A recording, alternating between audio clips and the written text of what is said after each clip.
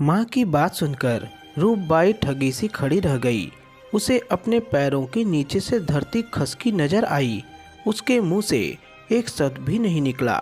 रूपबाई ने तो समझा था कि यह बात सुनकर माँ उसकी मदद करेगी, समाज में फैली गंदी बातों से लोगों से लड़ने के लिए उसका हौसला बढ़ाएगी, और जो एक नई परेशानी उसके पेट में पल रहे बच्चे की है उसका कोई सही हल निकालेगी।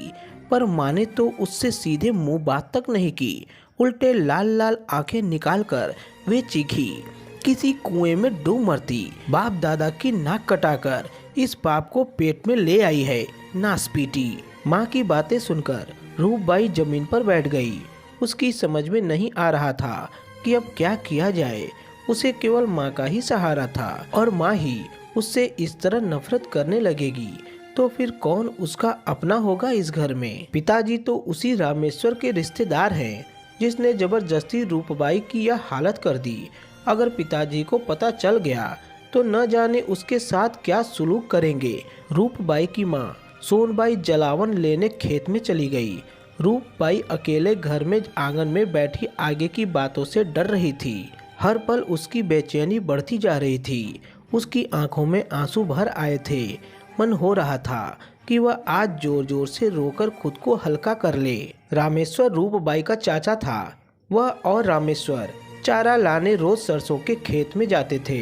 रामेश्वर चाचा की नीयत अपनी भतीजी पर बिगड़ गई और वह मौके की तलाश में रहने लगा। एक दिन सचमुच रामेश्वर को मौका मिल गया। उस दिन आसपास के खेतों में कोई नहीं था। रामेश्वर ने मौका देखकर सरसों के पत्ते तोड़ती रूपबाई को जबरदस्ती खेत में पटक दिया। वह गिड़गिड़ाती रही और सुबकती रही, पर वह नहीं माना और उसे अपनी हवस का शिकार बनाकर ही छोड़ा।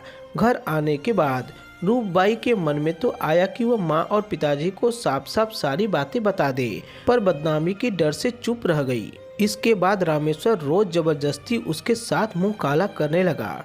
इस तरह चाचा का पाप रूपबाई के पेट में आ गया। कुछ दिन बाद रूपबाई ने महसूस किया कि उसका पेट बढ़ने लगा है। मशीन से चारा काटते समय उसने यह बात रामेश्वर को बताई। तूने जो किया सो किया, अब कुछ इलाज भी कर। क्या हो गया? रामेश्वर चौंका।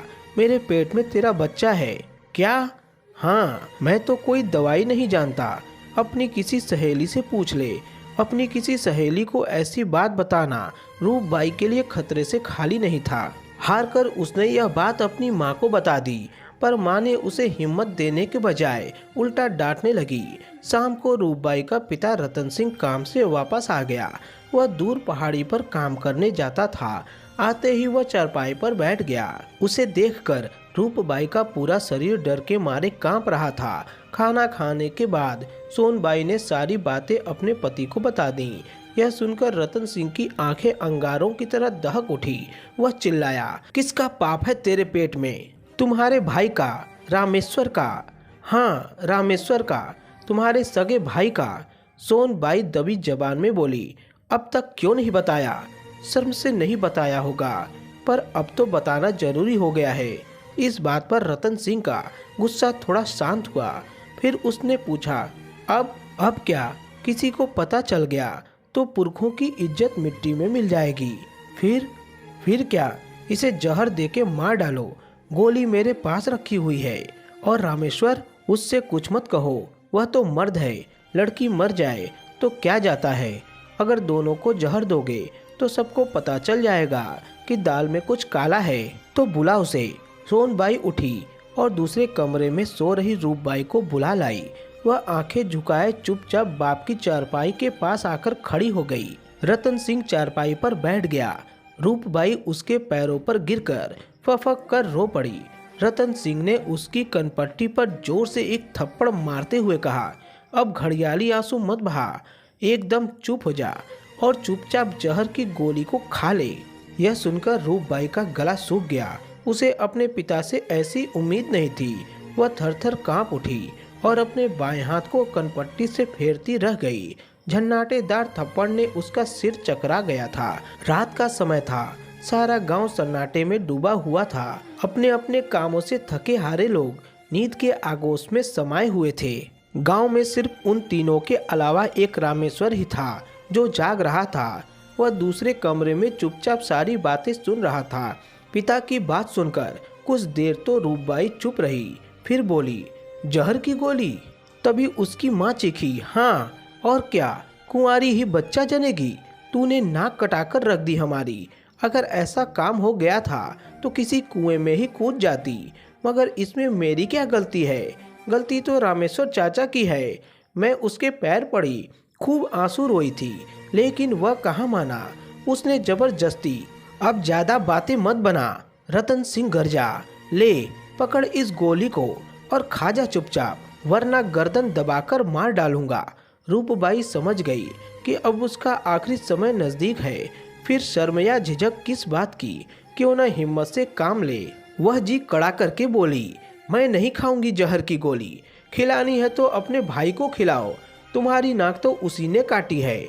उसने जबरदस्ती की थी मेरे साथ, फिर उसके किए की सजा मैं क्यों भुगतूं? अच्छा तो तू हमारे सामने बोलना भी सीख गई है, कहकर रतन सिंह ने उसके दोनों हाथ पकड़कर उसे चारपाई पर पटक दिया। सोनबाई रस्सी से उसके हाथ पैर बांधने लगी।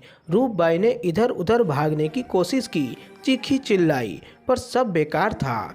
उस बंद कोठरी में उसकी कोई सुनने वाला नहीं था। जब रूपबाई के हाथ पैर बंध गए तो वह अपने पिता से गिड़गिड़ाते हुए बोली, मुझे मत मारिए पिताजी, मैं आपके पैर पड़ती हूँ, मेरी कोई गलती नहीं है। मगर रतन सिंह पर इसका कोई असर नहीं हुआ। रूपबाई छटपटाती रही। रस्सी से छिलकर उसकी कलाई लहूलुहान हो गई थी। वह भीगी आंखों से कभी माँ की ओर देखती तो कभी पिता की ओर। अचानक रतन सिंह ने रूपबाई के मुंह में जहर की गोली डाल दी, लेकिन उसने जोर लगाकर गोली मुंह से बाहर फेंक दी। गोली सीधी रतन सिंह की नाक से जा टकराई। वह गुस्से से तमतमा गया। उसने रूपबाई के गाल पर एक जोरदार तमाचा जड़ दिया। रूपबाई के गाल पर हाथ का निशान छप गया। उसका सिर भन्ना उठा।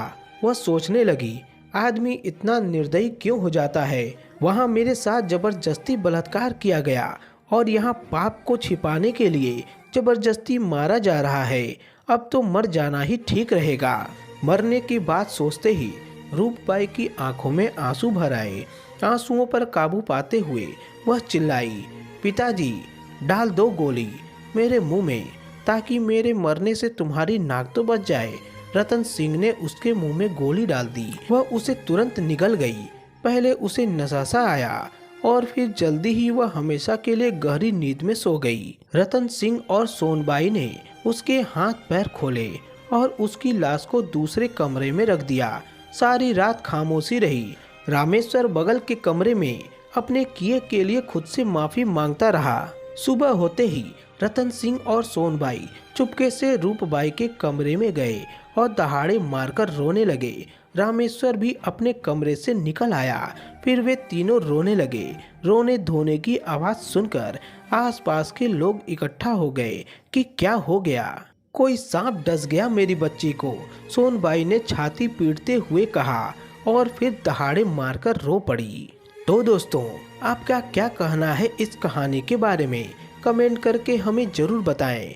वीडियो को लाइक कर दीजिए और इसी तरह की कहानी लगातार देखने और सुनने के लिए चैनल को सब्सक्राइब करके घंटी को दबाकर ऑल पर सेट कर लीजिए, ताकि आने वाली वीडियो का नोटिफिकेशन आपके पास तुरंत मिल सके।